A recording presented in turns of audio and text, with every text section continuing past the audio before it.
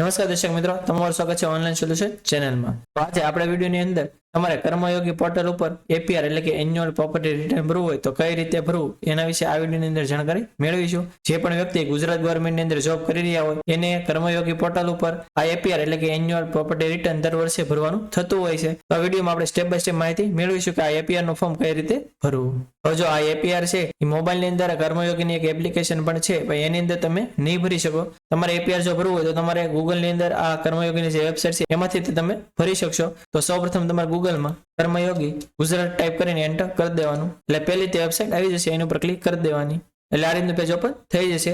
હવે આપણું લોગિન કરવા માટે આપણો જે HRPN નંબર હોય એ આપણે બોક્સની અંદર એન્ટર કરી દેવાનો, પછી જે આપણે પાસવર્ડ રાખ્યો એ એન્ટર કરી દેવાનો, પછી આ જે કેપ્ચા બતાવતા એ એન્ટર કરીને પછી તમારે ઓટીપી ઉપર ક્લિક કરી દેવાની, પછી સેન્ડ ઓટીપી ઉપર ક્લિક કરશો એટલે તમારો જે પણ મોબાઈલ નંબર આ એકાઉન્ટ સાથે લિંક હશે ત્યાં એક ઓટીપી આવી જશે। ઓટીપી તમારા બોક્સની અંદર એન્ટર કરીને લોગિન ઉપર ક્લિક કરી દેવાની, એટલે આ રીતનું પેજ ઓપન થઈ જશે। આ અલગ અલગ ઓપ્શન આપેલા છે। હવે આપણે એપીઆર ભરવા માટે એમ્પ્લોયી મોડ્યુલનો જે ઓપ્શન આપેલું છે એની ઉપર કર્સર રાખશો એટલે કે ઓપ્શન આવી જશે એન્યુઅલ પ્રોપર્ટી રિટર્ન સબમિશન, તો આપણે એની ઉપર ક્લિક કરી દેવાની, એટલે આ રીતનું પેજ ઓપન થઈ જશે। હવે આપણે આગળ જેટલા પણ એપીઆર ફાઇલ કરેલા છે બધા વર્ષની માહિતી અહીં લખેલી આવી જશે।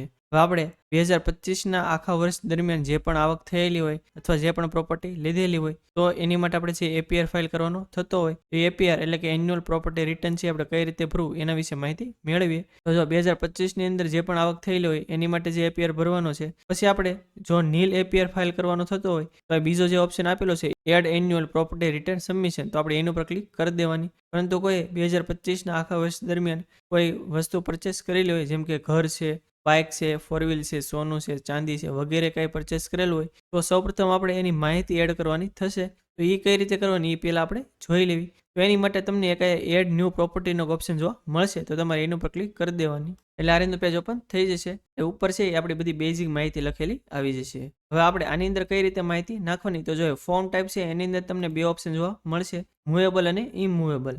મૂવેબલ એટલે એવી વસ્તુ કે જે હરીફરી શકતી હોય જેમ કે ટુ વ્હીલ છે, ફોર વ્હીલ છે વગેરે, અને ઇમૂવેબલ એટલે એવી વસ્તુ કે જે હરીફરી શકતી ન હોય જેમ કે ઘર છે કે કોઈ જમીન છે વગેરે વસ્તુ। તો તમે 2025ના વર્ષની અંદર જે પણ વસ્તુ લીધેલી હોય એની આપણે માહિતી નાખવાની થશે, અને જો તમે એક કરતાં વધારે વસ્તુ અલગ અલગ લીધેલી હોય તો એક પછી એક તમારે બધી એડ કરી દેવાની। એક્ઝામ્પલ તરીકે જો તમે ટુ વ્હીલ લીધેલી હોય તો તમે મૂવેબલ આ સિલેક્ટ કરી લેવાનું, પછી આ સિલેક્ટ પ્રોપર્ટીની અંદર ટુ વ્હીલર સિલેક્ટ કરી લેવાનું, અને પછી એને અનુસંધાને જે પણ માહિતી આવતી હોય તમારે એન્ટર કરી દેવાની। અને ઇનકેસ હજી જો આમાં તમને ખ્યાલ ન હોય તો તમે કોમેન્ટમાં જણાવશો તો આખી માહિતી કઈ રીતે એન્ટર કરવાની એના વિશે આપણે અલગથી વિડીયો બનાવી દઈશું। પરંતુ અત્યારે મોસ્ટલી બધા વ્યક્તિને નીલ પ્રોપર્ટી રિટર્ન ભરવાનું થતું હોય છે એટલે આપણે આની અંદર ડિટેલમાં માહિતી નથી મેળવતા।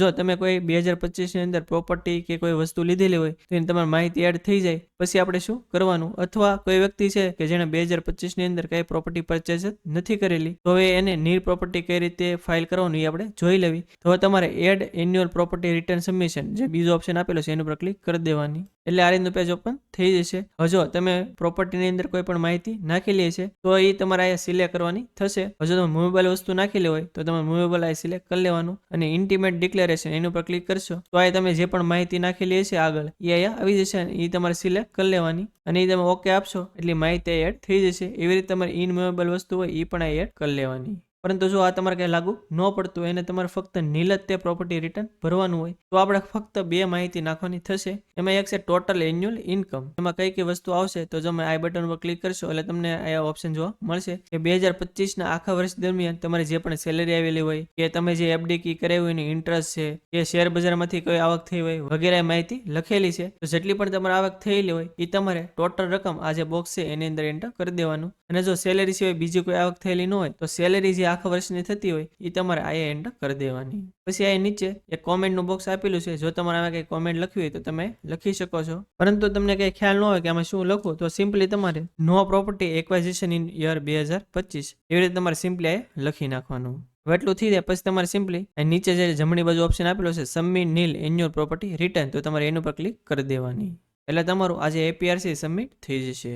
તો આથી સંપૂર્ણ માહિતી કે કર્મયોગી પોર્ટલ ઉપર તમારે જો એપીઆર એટલે કે એન્યુઅલ પ્રોપર્ટી રિટર્ન ભરવું હોય તો કઈ રીતે આપણે ભરવું, અને આ વિડીયો જો તમને સારો લાગ્યો તો વિડીયોને લાઈક કરી દેજો અને મેક્સિમમ લોકો સુધી શેર કરજો, જેથી બધા લોકોને આની વિશે માહિતી મળી રહે. અને જો તમે આપણી ચેનલમાં ન હો, આપણી ચેનલ હજી સુધી સબસ્ક્રાઇબ ન કરી હોય તો ચેનલને સબસ્ક્રાઇબ કરવાનું ભૂલતા નહીં, જેથી આવી જ માહિતી તમને સમયસર મળી રહે. અને આપણી ટેલિગ્રામ અને વોટ્સએપમાં પણ ચેનલ છે, એની અંદર જો તમે જોડેલા ન હો તો નીચે ડિસ્ક્રિપ્શનમાં લિંક આપેલી છે, એના પર ક્લિક કરીને તમે એમાં જોડાઈ શકો છો, જેથી આવી જ માહિતી તમને સમયસર મળી રહે. તો આજ માટે બસ એટલું જ. મળશું આપણે નેક્સ્ટ વિડીયોમાં. ત્યાં સુધી બધાને જય હિન્દ.